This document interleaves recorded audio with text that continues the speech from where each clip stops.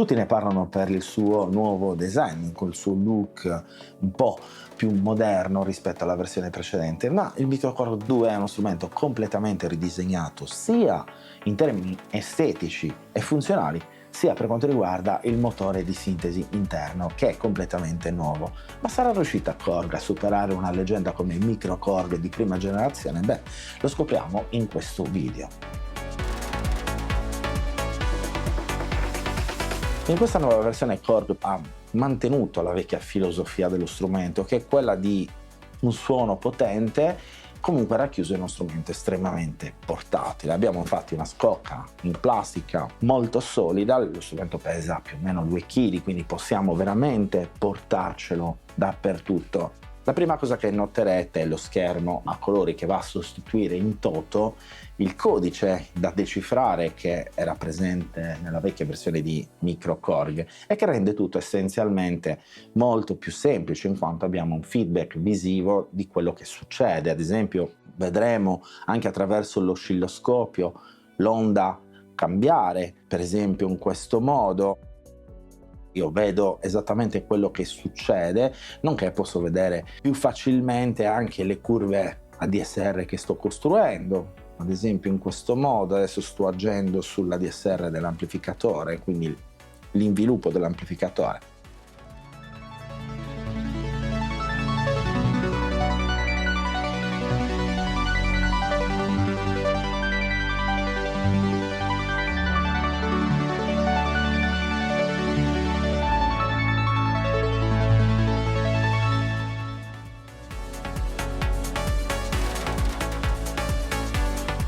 Una caratteristica a livello di design che ha reso immediatamente riconoscibile il vecchio modello è sicuramente il pommellone di selezione delle categorie che in questo strumento sono ordinate non per tipo di suono ma per genere: pop rock, funk soul, hip hop, house, ambiente elettronica e così via.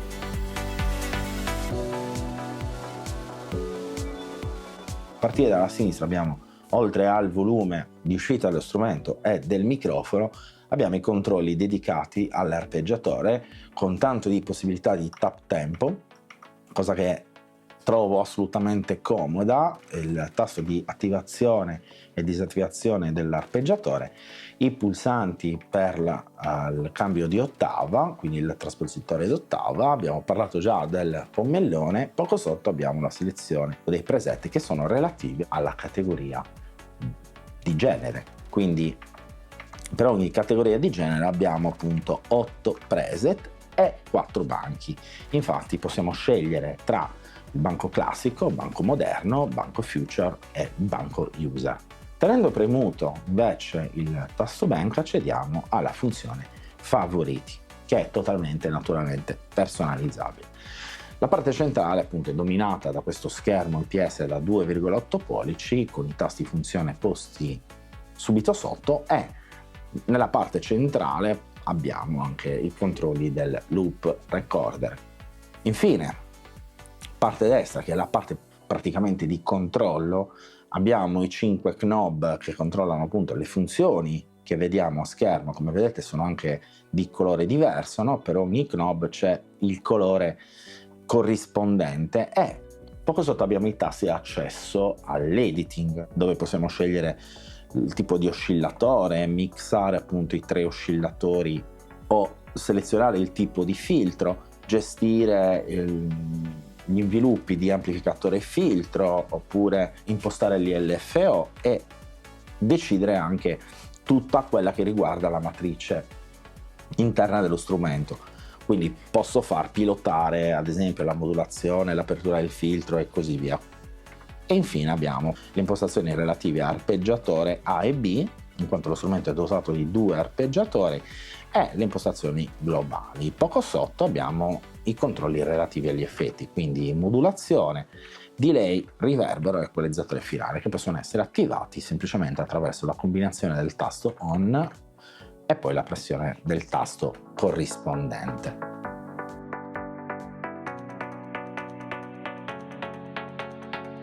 Ma andiamo a vedere che cosa c'è sotto il cofano di questo nuovo MicroKorg 2. Intanto mi preme farvi notare che ogni preset ha la possibilità di essere messo in lega o in split. Questo amplia naturalmente le possibilità rispetto alla versione precedente. Bisogna dire anche che lo strumento, oltre ad essere bitimbrico, è anche dotato di 8 voci di polifonia. Per ogni timbro abbiamo 3 oscillatori più un generatore di rumore, oscillatori che possono essere sia di tipo virtual analog, quindi con la classica dente di sega, l'onda quadrata, triangolare, sinusoidale, eccetera, che adesso vi faccio sentire. Ma possiamo anche selezionare tra 64 campioni dei synth digitali Korg degli anni 80 andando sulla categoria DVGS.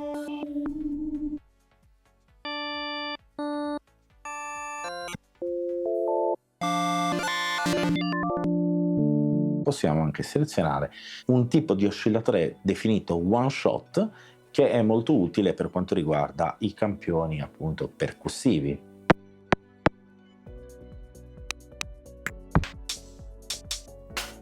Tra l'altro, cosa non da sottovalutare, con l'aggiornamento 2.0 del sistema operativo il MicroKorg 2 è diventato un sistema aperto, infatti possiamo caricare sia algoritmi, in quanto la macchina è diventata compatibile con il sistema Korg SDK, Log SDK, quindi possiamo inserire algoritmi di effetti, addirittura altri tipi di sintesi. E questo ne fa uno strumento non chiuso ma aperto, cosa veramente molto interessante. Per quanto riguarda il noise, invece, c'è da dire che è un noise che può essere filtrato addirittura prima dello stadio vero di filtraggio della macchina. Questa cosa è veramente molto molto utile. Ma andiamo a sentire un po' come suonano questi oscillatori.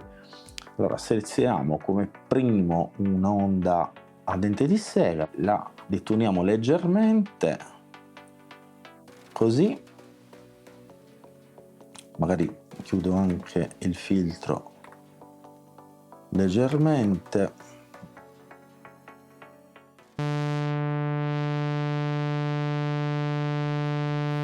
Apriamo gli altri oscillatori. Allora sentiamo il filtraggio del noise, ad esempio, il colore. Perfetto. Apriamo anche gli effetti, magari con un po' meno di rompenza. Andiamo sul noise oscillator, passiamo leggermente.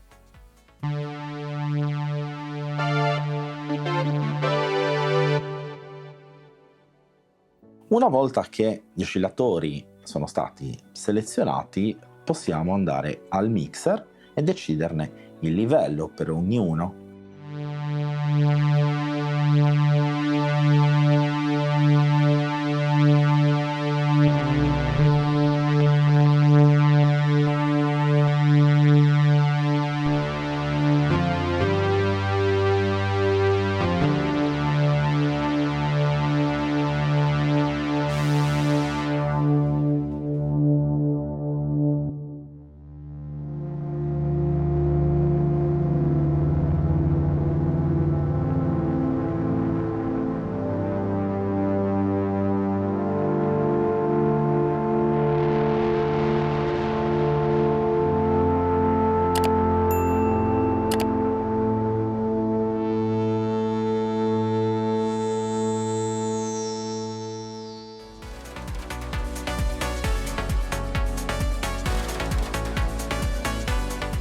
Per quanto riguarda il filtro, invece, abbiamo il classico low pass filter a 4 e a 2 decibel per ottava, filtro passabanda nonché il filtro passa alto, ma la cosa particolare è che il passaggio tra un filtro ed un altro avviene in maniera smooth, diciamo, quindi continua.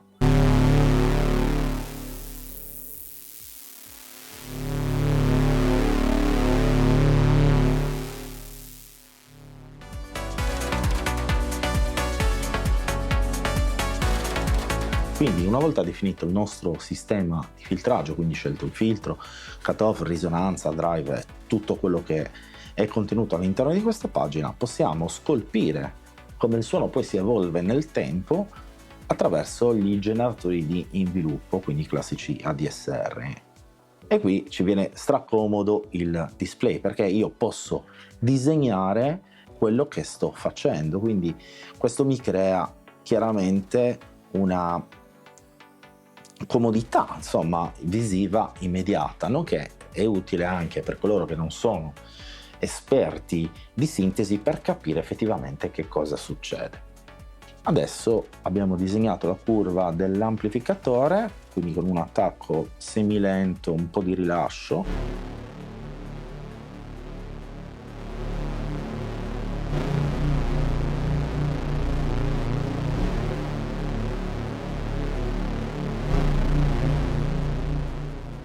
Andiamo poi all'inviluppo del filtro, diciamo che magari facciamo così.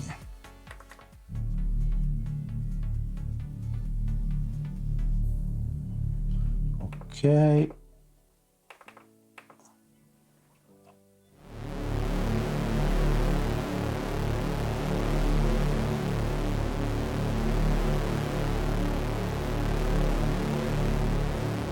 Andiamo invece nella parte più interessante, che è quella che riguarda la matrice di modulazione, e qui si vede poi anche la potenza reale dello strumento, in quanto possiamo patchare attraverso due sorgenti, di cui la seconda va a controllare la prima sorgente, quindi la quantità della prima sorgente. Andiamo a vedere un po' come funziona il tutto. Allora, qui abbiamo come sorgente l'LFO pilotato dal valore positivo della modulazione, che magari gli facciamo controllare il livello del noise, per esempio.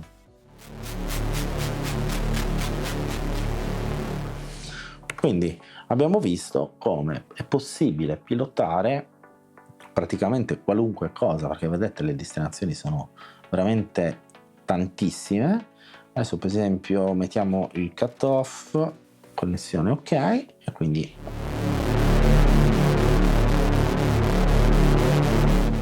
veramente molto semplice. C'è poi la possibilità di avere due arpeggiatori completamente configurabili, e infine andiamo alla sezione degli effetti.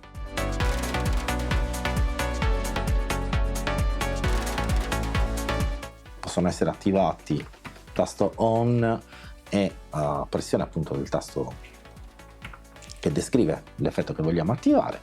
Andiamo nella parte relativa agli effetti di modulazione, dove abbiamo i classici effetti chorus, flanger, phaser e così via, ma come vedete abbiamo la schermata user. Io ho caricato questo Morph EQ, che praticamente è un algoritmo di Cinevibes che appunto ho inserito all'interno della macchina.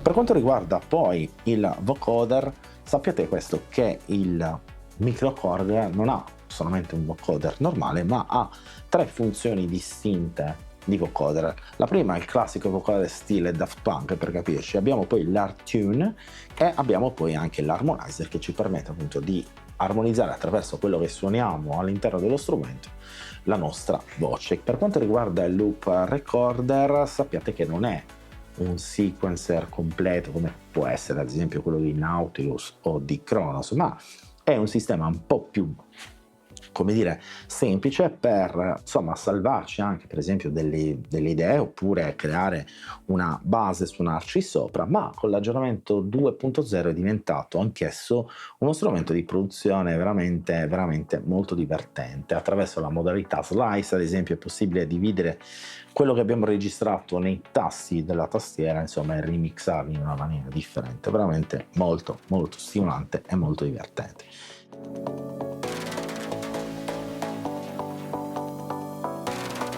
Quindi, concludendo, posso dirvi che il Microcore 2 rispetto alla versione precedente è uno strumento di un altro livello, pur mantenendo il DNA originale della prima versione, ma portandola diciamo ad un nuovo livello, con appunto 8 note di polifonia, possibilità bitimbriche, e questa sezione, sia per quanto riguarda la matrice di modulazione che per quanto riguarda gli effetti, così potente, così aperta anche a nuovi algoritmi, insomma credo che sia uno strumento estremamente interessante. Ma come al solito bisogna essere onesti fino in fondo. Ma cos'è che non mi è piaciuto? Beh, allora, intanto avrei voluto ad esempio l'aftertouch, cosa che non c'è. Non amo molto poi i mini tasti, anche se devo dire che sono ipersuonabili, anche se forse delle volte un po' troppo sensibili. E infine, cosa da non sottovalutare, il fatto che non ci sia la possibilità di registrare direttamente con la USB-C che lo strumento possiede, in quanto è praticamente solamente per il MIDI, e questo potrebbe far storcere il naso a molti. Tuttavia penso che insomma, per la fascia di prezzo in cui questo strumento si colloca e per tutte le caratteristiche che abbiamo visto in questo video, penso sia uno strumento da tenere in considerazione. Io ringrazio Algameco per avermi prestato lo strumento per realizzare questo video, sperando che vi sia tornato utile, e nel caso fosse così vi invito a iscrivervi al canale e a mettere un bel like e magari a commentare se mi sono magari dimenticato qualcosa. Detto questo, io vi saluto e ci vediamo alla prossima recensione.